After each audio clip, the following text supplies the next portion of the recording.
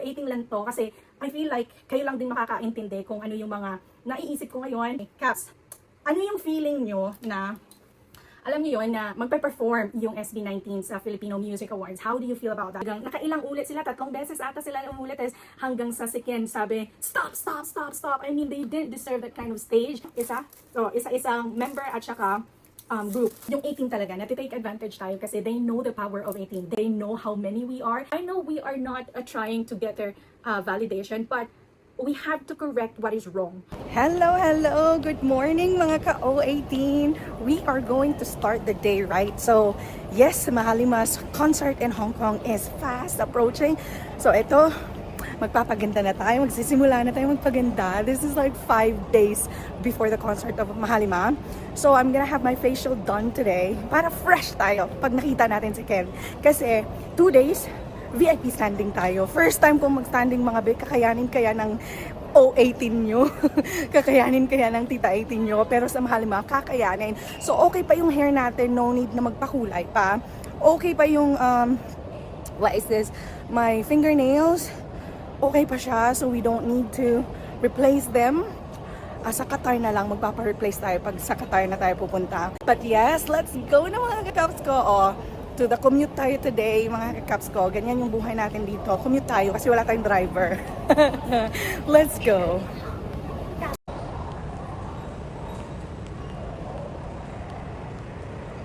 Okay, baka mag-copyright tayo. So, tayo na lang mag-kumanta, mag-background music. Baby, I want you. Baby, I want. Baby, I want. Nandiyan na yung train. I want. Ay, umalis na. Diyos ko, Lord. Umalis na. Ay, dito tayo.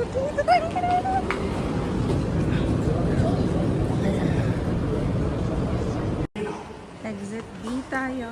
We're exit B. Let's go.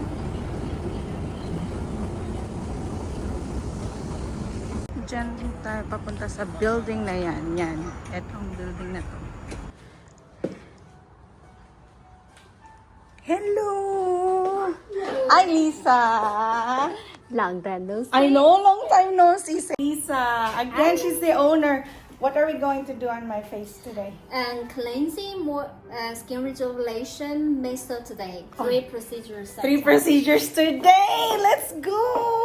That is why Busy? how the skin get glowing. I know, my skin has gotten so much better. Ito, linisan muna natin yung mga impurities na naipon natin sa mukha natin. Pagkatapos niyan, ito yung parang naming cream or naming, ewan ko, basta naming ano yon, basta ito yung skin rejuvenation, tapos ito yung meso. Grabe, dugo-dugo face ko. And ito na, wala. Ganda yan, te. O, diba? Feel na feel. Go lang, girl. I can still feel the numbness of my face, but that's okay. And if you look closer, there are some spots from the meso that I'm having. Hey all there mga kakaps ko, this is the night before my flight, so I am a very busy 18 woman, okay? So I'm gonna be packing, and while I'm packing, the stuff that I have here next to me mostly are freebies, and of course my clothes. Don't worry, I have my clothes ready already, especially the necessities. Okay, so some of the freebies here are the official freebies from 18 China. They just shipped me the freebies because some of them are gonna be arriving on the day itself, so they don't wanna be, you know, they don't want to hassle themselves like carrying all the freebies and stuff from the airport to the venue. So I think it's clever enough for them to just send it to me because I'm gonna be arriving in Hong Kong a day before the concert. So our setup now, okay, I'll be packing, and also we are going to be talking about some stuff, mga chika-chika lang, chika-chika lang. So atin-atin lang to, for 18 lang ha, for 18 lang to kasi I feel like kayo lang din makakaintindi kung ano yung mga naiisip ko ngayon, kung ano yung mga dapat pag-usapan ng 18. So, tara na, mag-pack na tayo. So, my luggage is still empty. So, anuhin na lang natin. Mag-introduce din ako ng mga freebies sa inyo. So, una, ito yung isa sa mga fan-made tickets na ginawa namin. Meron kaming 3 different styles of this one. Wala sa akin yung dalawa. Nasa ibang Chinese 18. Anyway, Caps, ano yung feeling nyo na alam niyo yon na magpe-perform yung SB19 sa Filipino Music Awards. How do you feel about that? This has been confirmed by Billboard's PH, di ba? Kasi sila nga yung parang one of the producers ata or one of the presenters, Billboard PH. For me lang ha, I'm thankful that they're giving our Mahalima the stage, but again, I feel like the intention, yung nangyari sa SB19 during Billboards, wasn't it last year or 2 years? Last year na si Ken talagang, nakailang ulit sila, 3 beses ata sila umulit, hanggang sa si Ken sabi, stop, stop, stop, stop. I mean, they didn't deserve that kind of stage, and a lot of people who were there were mostly 18, and they were one of the last performers, or they were the last performers, and it's just annoying that they had to have that kind of stage. It was a technical difficulty, but 3 times, 3 beses silang umulit. Anyway, ito, isa-isang member at saka group. Meron kami nito. Nalagay ko na lang sila dito. Kasi mas hindi ata bulky kapag ka. Kasi ito naka-carton eh. Oh my God, ang dami pala. Meron pa ito. Meron pa isa dito. Oh. Ito yung mga hair accessories din. Teka, try ko muna itong ilipat lahat. Alam niyo, may trust issue na kasi ako, and I feel like parang nawala na ako ng amor sa mga ganitong local awarding ceremony. Parang natitake advantage lang yung 18 actually. Yung 18 talaga, natitake advantage tayo kasi they know the power of 18. They know how many we are, and it can actually boost whatever they wanna boost on the internet. For example, yung Filipino Music Awards ngayon, di ba? Bago lang yan sila. So they're trying to build up their social presence. So yung mga accounts nila, kailangan nilang may mga magsasubscribe nila. Yung Filipino Music Awards sa Facebook at saka sa IG, nakalimit yung magko-comment. So they really want people to engage to them by subscribing or by following them. So kung hindi ka naka-follow sa kanila, hindi ka makakapag-comment. So talagang strategy nila yan eh. So ganyan talaga, 'di ba? Kung gusto mong makahakot ng mga followers, make it really like controversial. Make it like people would really want to follow you because they want to say something. And I feel like 18, we don't have to engage to it because we know. Again, may trust issue na ako. I'm thankful to them kung may makuha man yung Mahalima. Thank you. Kung wala, bahala na kayo. Nakakarindi na, nakakapagod silang i-follow kapag ganyan, yung mga write-ups na questionable yung intention talaga. Why do they say like a so-called P-pop kings or the first group that shaped OPM, something like that. Yung mga nakaka-trigger na mga ganyan, talagang sensitive sa atin yung because we have worked so hard and we want SB19 to be actually recognized and acknowledge the things that they have done for OPM and P-pop industry. We all know that they really spearheaded P-pop. Not started it, but they made it known globally. So simula nung may SB19, doon na talaga umusbong yung P-pop. And again, umusbong again yung OPM kasi subcategory siya ng OPM. So we're very thankful to SB19 for that one. And a lot of legends like singers in the Philippines who have brought pride to the Philippines already have acknowledged that fact as well. And itong mga media, mga write-ups na to, nakakaasar siya. Nagets nyo yun? And we wanna be loud about these wrong information online, okay? We don't want these media to actually feed the people wrong information because if we allow them to keep doing that, then there might come a time that we can no longer correct this. So as soon as possible, we have to really, call them out and correct. And we have to tell them what is right with all the receipts that we have. So ganun na lang siguro. And also mga kakaps ko, this Filipino Music Award is actually gonna happen on October 21st. I'm still gonna be in Qatar that time. Oh my God, ang tagal ko pala sa Qatar. So I will arrive in Qatar on the 16th morning. And then I will be flying back to China on the 21st. Anyway, nagliway na tayo. But, so October 21 sila magpe-perform. Congratulations din sa mga Mahalima. Kasi marami silang mahahatak again, yung mga casual, diba? Kasi hindi lang naman kasi sila yung nasa event, diba? Let's accept that fact. Na hindi lang naman 18, but they know that the 18 would really turn up. Alam nila yan, na talagang sobrang supported natin kung saan yung mga ganap ng Mahalima. I'm really sorry, Mahalima. This is just my own opinion, right? If I were to choose between Filipino Music Awards and the Fan Zone, 5 days lang yung pagitan eh. I would rather go to the fan zone because it's SB19's event, solo event, di ba? Yung FMA, baka ma-stress ka lang doon, baka alam niyo yun, I'm not judging SB19. Why?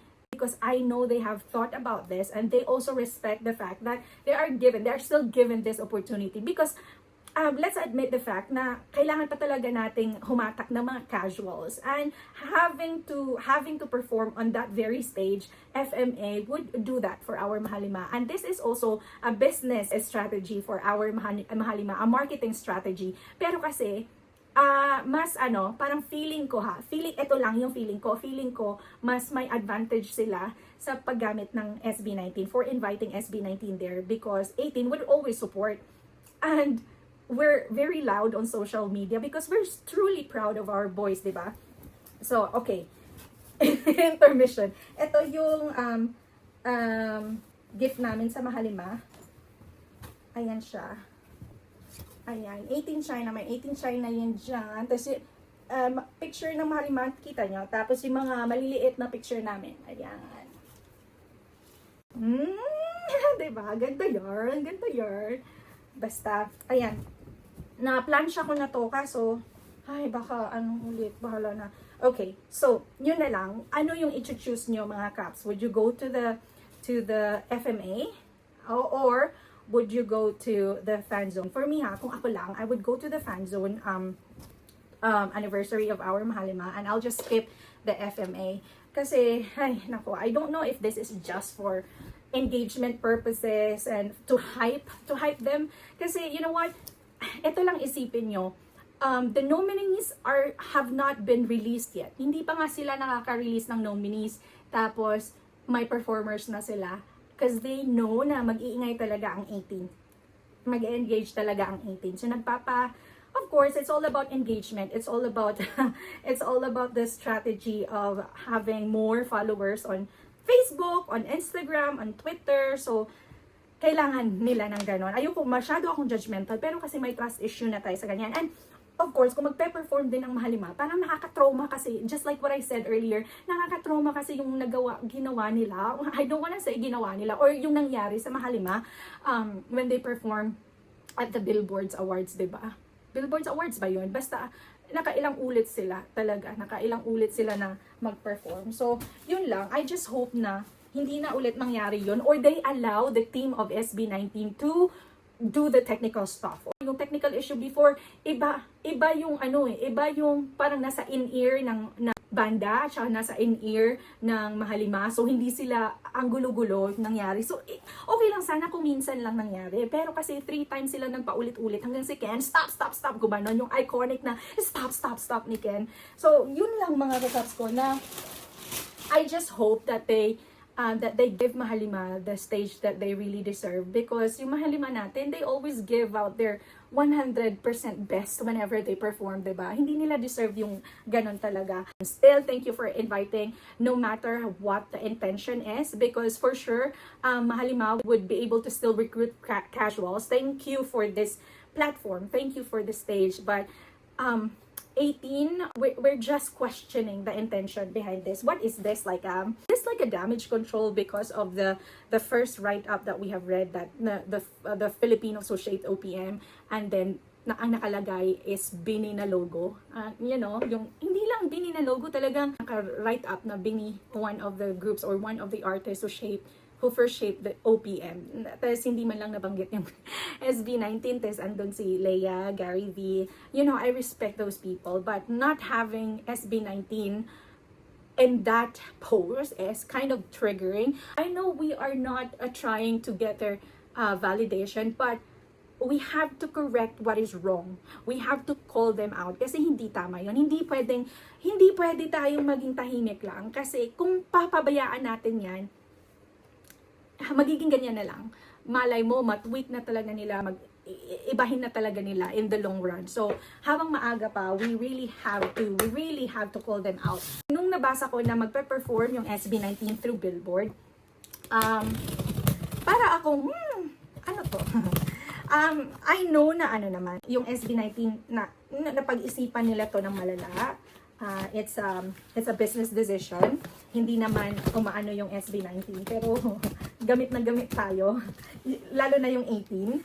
I'm not sure if they have tickets. I'm not sure if we have to buy tickets for FMA awards. But kung free, sige, okay lang. I'm not asking you to not go, but I'm just saying na maybe if you would choose one, kung ikaw yung taong ayaw mapagod ng sobra, if you would choose one, just go to fan zone and reserve your energy for that one. And hindi naman mazizero yung SB19 kasi I know that the, casual fans already know SB19 and, they would get cheers as well there because knowing SB19, again, they're the front runners right now sa OPM, di ba? Ito yung accessories, hair accessories, ayan. Hindi ko na siya buksan. Ganito na lang because, pwede. Isa-isa natin. Naka-post naman sa 18 China na X lahat. Siya. Ito yung clips. Ayan always choose to be kind. Pablo, hair clips. Yung Chinese designer nito, Pablo fan siya. So, from Chinese 18 to. Hindi to official na 18 China. Pero she asked us to just distribute this through 18 China. Kaya pinadala niya sa amin to. So, we try so hard to be organized. And, kasi guys, ito lang ha, bawal mag-distribute ng mga freebies sa labas ng stadium kasi sobrang nasa gilid na ng kalsada. So, pinagbabawal na mag-distribute doon. So, we tried to organize that all Chinese 18 would just surrender all of their freebies to the admins, which is me, Frain. Kung kilala nyo yung mga nasa X na mga nagpo-post na Chinese 18, sila yung mga kasama ko.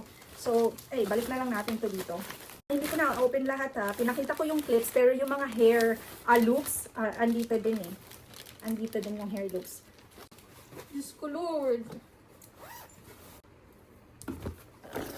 Next one is shoes ko na lang at saka damit ko. So at least na-secure na natin yung mga freebies. Ha? So yun. Etong conversation na to is for 18 lang talaga sa mga nakakaintindi, 'di ba? Yun na nga, 'di ba? Hindi kasi mahirap kasi hindi siya questionin. Lalo na yung nilimit yung comment section, kailangan mo muna silang i-follow bago ka makapag-comment, 'di ba? So ano yun mga V? Ano yun? Pero again ha, we can't help but question their motives. We can't help but question their intention. But we are still thankful because we know that Mahalima would do amazingly, that they would be able to convert all of the casuals there to 18. So we are actually very confident na mangyayari yun, di ba? So, yes, so that's it for me, mga kaps ko. Nagchika na tayo, di ba? Okay, don't forget to vote at the AAA awards, okay? So may video na ako nung pinakita ko sa inyo paano bumoto. At saka also the Break Tudo awards as well. So Mahalima is nominated for the best music video and the best international boy group. This is a buddy music organization that gives awards to like artists all around the world. So, kasali doon yung Mahalima natin. I guess BJYO also has been nominated. I don't know what's the category. I'm gonna link down below kung saan kayo pwedeng bumoto. So, yun na mga kataps ko. I'll pack all my other stuff. Pinak ko lang muna yung mga freebies para sure na. Pero andito na naman sa gilid ko yung mga damit ko. So, that's it mga kakaps ko. Good night, God bless, and always choose to be kind and always receive the blessings from our God. Good night, buyers.